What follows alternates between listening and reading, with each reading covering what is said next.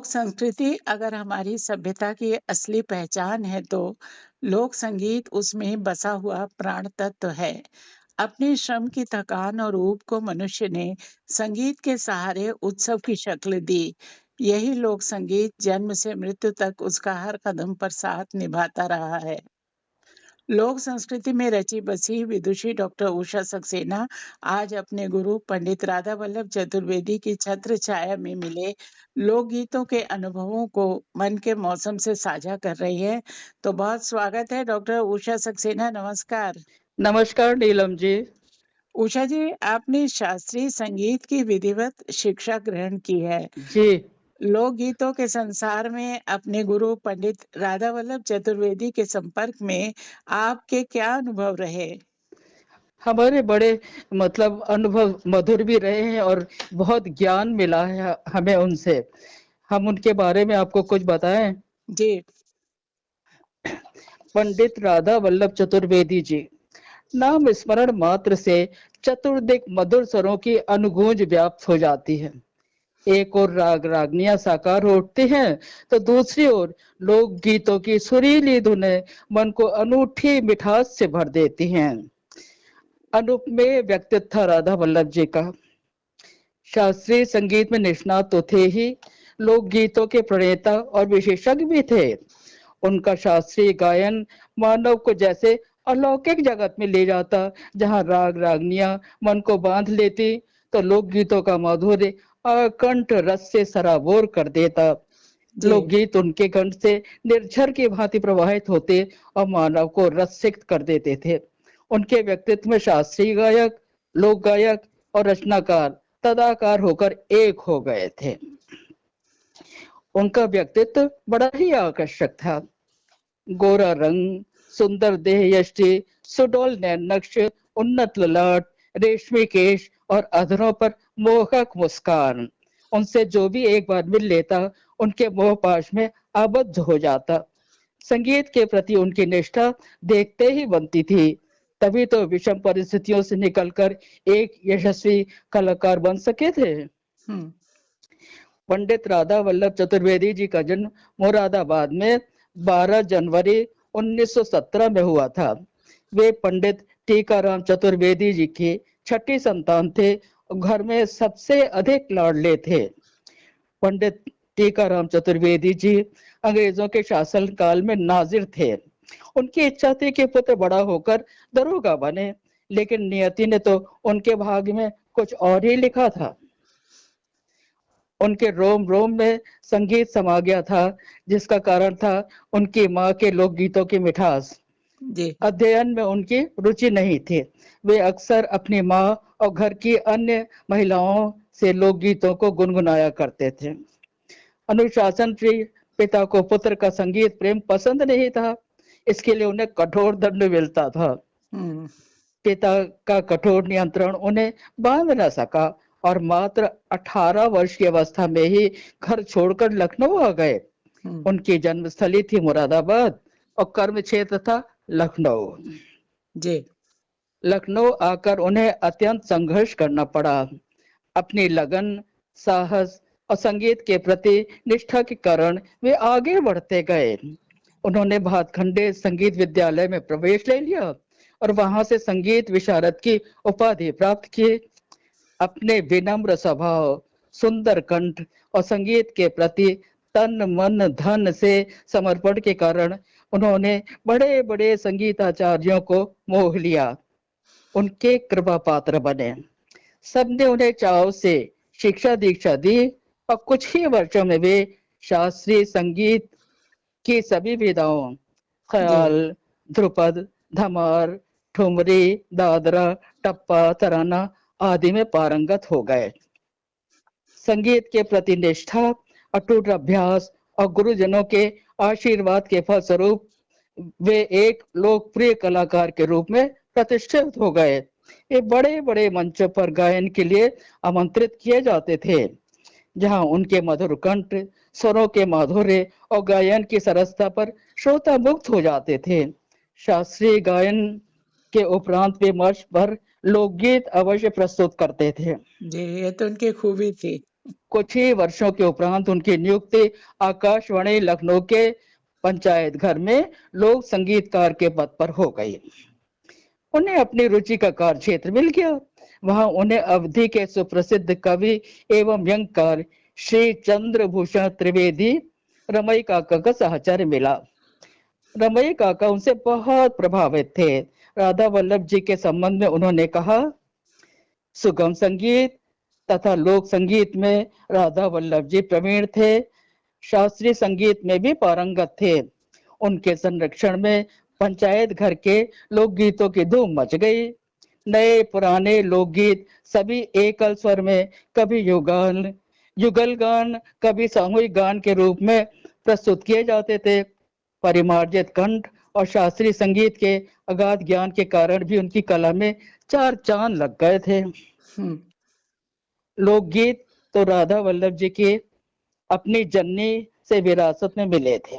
बाल्यकाल में ही उनके अंतर्मन में लोकगीतों का बीजारोपण हो गया था, जो समय आने पर अंकुरित, पुष्पित और पल्लवित होकर वृक्ष बनकर लहला उठा और जिसकी छाया में अनगिनत कलाकारों को आश्रय मिला। वे जितने महान कलाकार थे, उतने ही अच्छे इंसान थे। अत्यंत स्नेही, विनम्र, हंसमुख, राधा वल्लभ जी के संपर्क में जो एक बार आता, उनके मोहपाश में आबद्ध हो जाता। उनके प्रथम परिचय का एक सुंदर क्षण मैं आज तक नहीं विस्मृत कर सके। मैं ब्याह कर लखनऊ आई थी। संगीत मेरे रोम रोम में रचा बसा था। मैंने इलाहाबाद में संगीत आचार्य पंडित वामन राव ठकार से विधिवत शास्त्रीय संगीत की शिक्षा ली थी।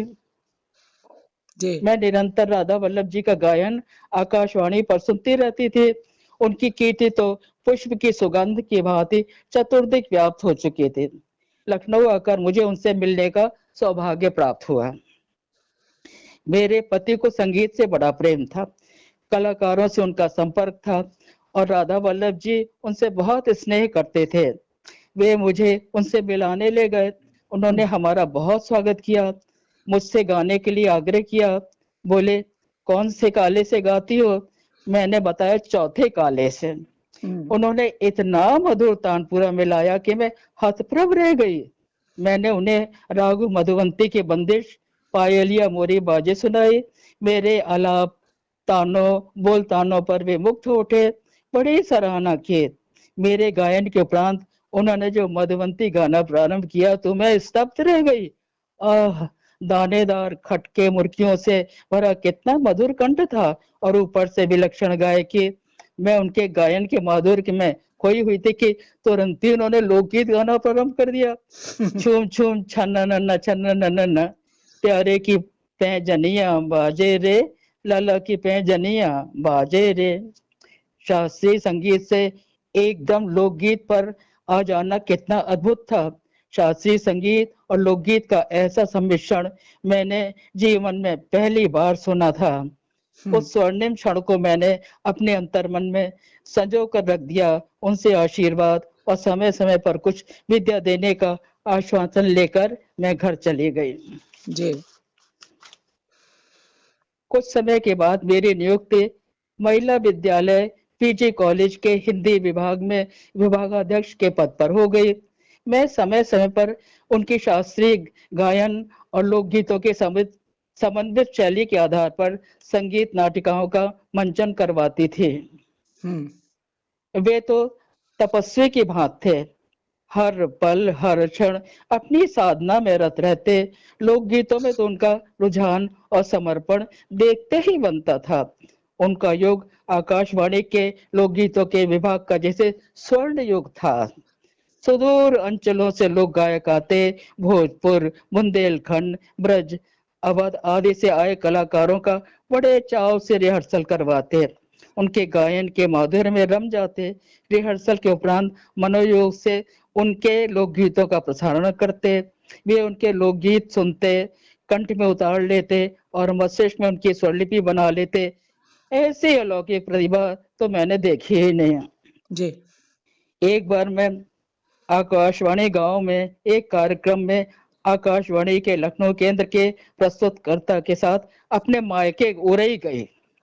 गायकों से भेंट हुई। वहाँ के सुप्रसिद्ध लोकप्रिय गायक अमरदान, उससे भी भेंट हुई। वे बोले, लखनऊ के आकाशवाणी केंद्र में राधा वल्लभ जी पर देवी माँ की असीम कृपा है। इधर हमारे लोकगीत प्रसारित किए, उधर तुरंत ही कंठ में उतार लिए, हमें गाकर सुना दिए और तुरंत ही उनकी स्वरलिपि तैयार कर ली। अनगिनत लोकगीतों की स्वरलिपि उनके मस्तिष्क में सुरक्षित थी और लोकगीतों के संकलन का विचित्र उन्माद था उन्हें। लोकगीतों के संकलन का स्तुत्य प्रयास उन्होंने किया। एक यायावर की भांति दूर दूर तक ग्रामीण अंचलों में भ्रमण किया, वहां के लोक गायकों को मनोयोग से सुना और लोकगीतों का संकलन किया। वे आश्रम में रहे जहां साधु संतों के साहचर्य से उन्होंने भक्ति भाव से परिपूर्ण लोकगीत सीखे।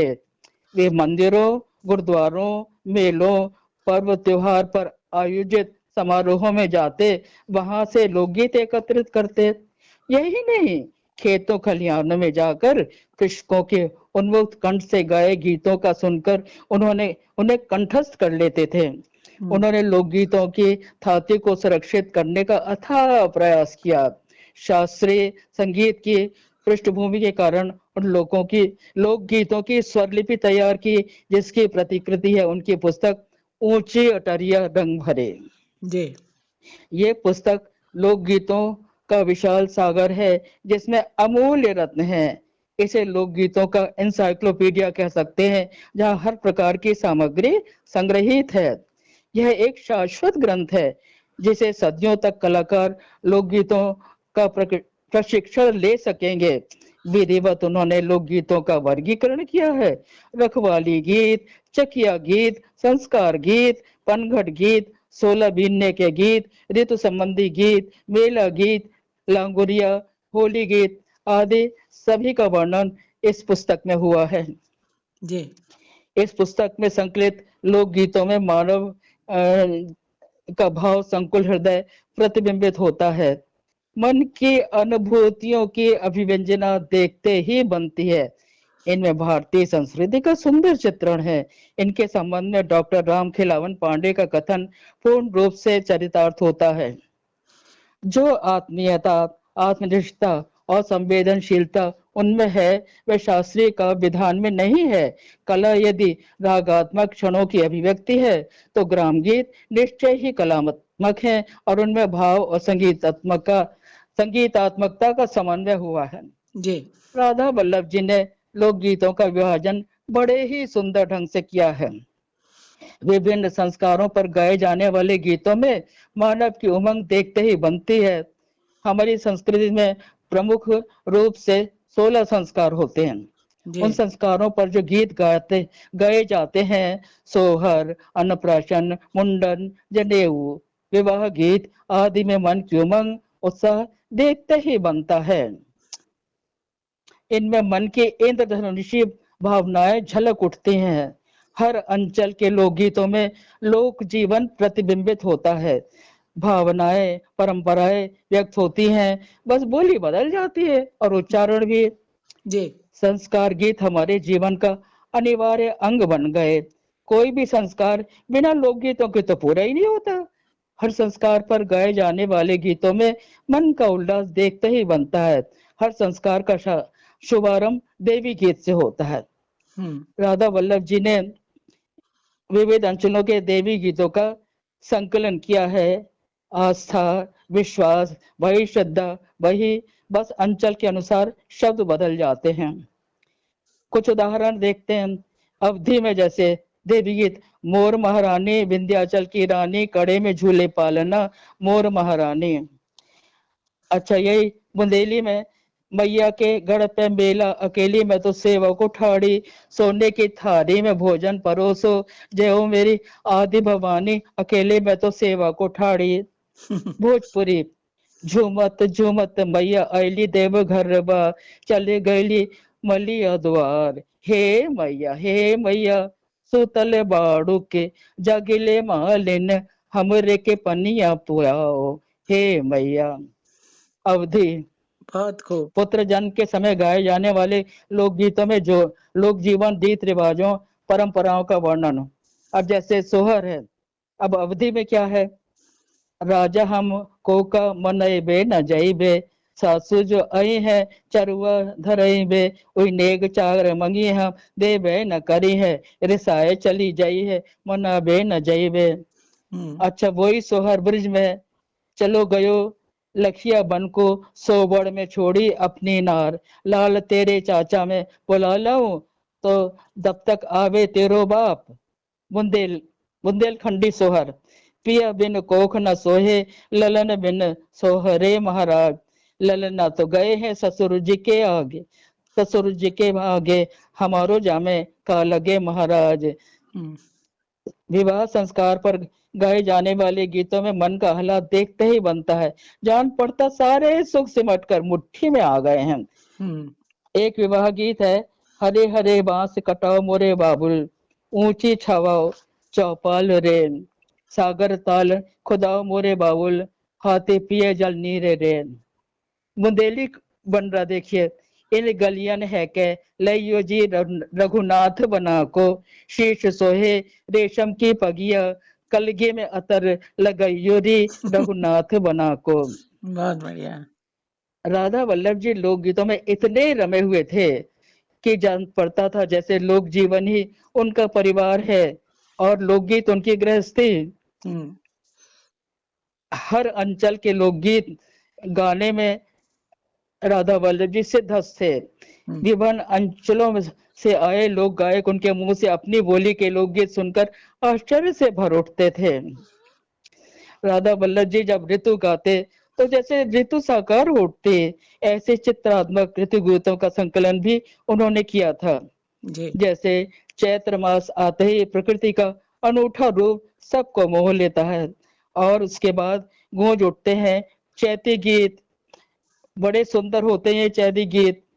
हथवा लगत कोमलाए गईले रामा, जूही के फुलवा हम्म। बेला में तोड़ लूं, चमेली में तोड़ लूं, तोड़त तोड़त कोमलाए गईली रामा, जूही के फुलवा। हम्म। चैत्र मास में चारों ओर गूंज उठती हैं होली गीतों की मादक धुनें। चारों ओर बरसती हुई सतरंगी फुहारें, उड़ते हुए अबीर गुलाल के बादल वातावरण को आनंद और उल्लास से भर देते हैं।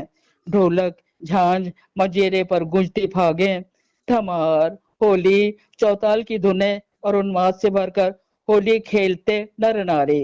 होली गीतों के माधुर्य में मानव बहुत विभोर हो जाता है। हर अंचल में गूंजते हैं होली गीत। जैसे अवधि में धमार, आयो रे ऋतुराज आज ये होली खेलन आयो रे, बन बन बाग बाग गलियन में मधुर सुगंध उड़ायो, हरियर पात पिछौरी ऊपर अमृत रंग ढरकायो, आज ये होली खेलन आयो रे। वाह। ऐसी एक डेढ़ ताल है, जी। उसमें सखी फागुन माह से नियर आए, ये गुरु जी की रचना है। हम्म। सखी फागुन माह से नियर आए, अरे मोरे प्रियतम नहीं आए घर हमें तरसाए, टेसु फूले आम बोरे गेंदा फूले हरसाने, सरसों फूल सुहाए, अरे मोरे प्रियतम घर नहीं आए। जी। शास्त्रीय संगीताचार्य, लोक गायक और रचनाकार का समन्वित रूप हमें राधा वल्लभ जी में ही दिखता है। तभी तो वे समाज में अत्यंत लोकप्रिय थे। सभी आतुर हो उठते थे उनके मधुर लोक गीतों को सुनने के लिए। अनगिनत होली के गीत उन्हें कंठस्थ थे, जिनमें से कुछ उन्होंने लिपिबद्ध भी किए हैं। अनेक गीत शिष्यों को लगन से सिखाए हैं। हर ऋतु पर उनके कंठ से गीतों की रसधारा प्रवाहित होती थी। हम्म। बाबा इस ऋतु में प्रकृति का सौंदर्य देखकर वे मंत्रमुग्ध हो जाते थे। हरी हरी चूनर ओढ़े धरती, झूमते वृक्ष, हंसते मुस्कुराते फूल, लहलहाती मेहंदी, पुरवैया के झोंके, कोयल की मीठी बोली, चातक की पुकार, मयूरों के नृत्य, पावसी घटाएं और रिमझिम फुहार। आह, भला कौन न रस सिक्त हो जाएगा। तभी वो गाते थे चौमासा। प्रथम मास आषाढ़ हे सखी, साजे चलिल जल धार रे, उमड़ घुमड़ में बरसन लागे, भिज गए लंबे केस रे। कजरी, वही वर्षा का गीत। जी। नहीं आए सजना हमार सवनवा, आए गैली ननदे, सावन बहरिया छाई चह ओरिया, सावनवा आए गली ननदे। मल्हार, अरे भैना उठी है घटा घन घोर, बिजली तो चमके जोर से, अंबर गरजे बादल गरजे, अरे भैना मोर मचावे शोर, बिजली तो चमके जोर से। वाह वाह। सावन देखिए बड़ा सुंदर है। हम्म। अब के सावन सैया घर से ना निकलो, ना जाओ मोरे महाराज रे, घन की ओट अस बदरा जे लागे, बिजू लगे जय गाज रे, न जाओ सैया न जाओ मोरे महाराज रे। हम्म। हर ऋतु के लोकगीत राधा वल्लभ जी ने संग्रहित किए। कुंवर के गीतों में नवरात्र भर देवी माँ की भक्ति से परिपूर्ण लोक गीतों की कड़ियां माँ की भक्ति से और निष्ठा से मानव को सराबोर कर देती हैं। कार्तिक माह में गंगा स्नान और तुलसी माता के गीत चारों ओर गूंजते हैं। उन्होंने गांव में जाकर जाति गीत, श्रम गीत ग्रामवासियों के साथ रहकर सीखे और उन्हें तालबद्ध और लिपिबद्ध किया। जी। जैसे एक है खेत रखवाली गीत। हम्म। अपने सेवन में रचलियों मचनवा ने टोट पहरा देऊं रे, जो कोई हो तो हमारा संगाती कारी बारी पहरा दे तू रे। हम्म। चकिया, चकिया गीत है। गैले विदेशवा कक्कस जिया बोध भी हो, अरे रामा मोरा प्रभु बहेले बरिया, पुरवैया तो सिख बन डोलत हो, अरे रामा मोरा प्रभु। हम्म। एक है 16 बीनने का गीत। हम्म। सासू की बीनी डलरिया रे, 16 बीनन जाऊं रे, अंगना में बोले सोना चिरैया, वन में कोक रे मोहरा रे, सीला बेनन जाऊं रे। हम्म। ऐसे सुंदर शीला गीत विविध रूपों में उन्होंने सबको सिखाए थे। कहरा, बालू रेतिया डगरिया चलब कैसे, बाई पनघटवा सखिया सहेली, रसरिया बाटे छोट मरब कैसे, बालू रेतिया डगरिया चलब कैसे। जी। लोकगीतों का क्षेत्र कितना व्यापक है, ये उनकी पुस्तक ऊंची अटरिया रंग भरी में देखते ही बनता है। वे गांव की जनता में भी अत्यंत लोकप्रिय थे। हम्म। अपने समय के प्रतिष्ठित पत्रकार नंदराम चतुर्वेदी जी ने उनके संबंध में कहा था, डॉक्टर राजेंद्र प्रसाद से लेकर फकीर तक ने इस कलाकार को सुना और सिर धुना है। संगीत के महा परंपरा के निर्भीकता पूर्वक ऊंचा और नीचा ले जाने की तमन्ना उनके नेत्रों में बेबसी की लपट बनकर जलती रहती है। अपने इस धुन और अपने इस लगन के कारण वे इतना महान कर सके, लोकगीतों की इस धरोहर को अपनी कृति ऊंची अटरिया रंग भरी में संजो सके, जो मानस के लिए वरदान सदृश है। उन्होंने एक और कालजयी कृति की भी रचना की। संगीत के सिद्धांत पक्ष पर एक सर्वजन सुलभ एवं प्रामाणिक ग्रंथ सारे गामा लिखकर पंडित राधा वल्लभ जी ने स्तुत प्रयास किया है। उत्तर प्रदेश सरकार ने वर्ष 1952 में इस पुस्तक को इंटरमीडिएट कोर्स हेतु मान्यता प्रदान की थी। जी। ये महान संगीताचार्य, विलक्षण रचनाकार, लोकगीतों के प्रणेता, लोक संगीत के सशक्त हस्ताक्षर थे। अरे वे तो उस अलौकिक दीप स्तंभ की भांति हैं, जिसका प्रकाश युग युग तक धरती को आलोकित करता रहेगा। उन्होंने उन्मुक्त रूप से अपनी विद्या दान की। उनके अनेक शिष्य उनके सिखाए गीतों के गायन द्वारा मानव को उन्हीं की भांति भाव विभोर कर देते हैं। कहते हैं कलाकार अमर होता है। उन्होंने जिस पथ पर पग रखा था, अविराम अनवरत उसी पर चलते रहे। जिस ओर से निकले अनेक पग उनके साथ चल पड़े। ऐसे अमर अपराजय संगीताचार्य को शत शत नमन। अपने गुरुवर को मैं शत शत नमन करती हूँ, जिनकी कृपा से कुछ रस की बूंदें मुझे भी मिल सके। जी। धन्यवाद उषा जी। मन के मौसम में आज आपने लोक संगीत का माहौल रच दिया। चलिए, बहुत ही विस्तार से आपने सारी बातों का जिक्र किया और आज आप कार्यक्रम में शामिल हुई, इसके लिए आपको बहुत बहुत हमारी तरफ से आभार। नमस्कार। नमस्कार नीलम जी।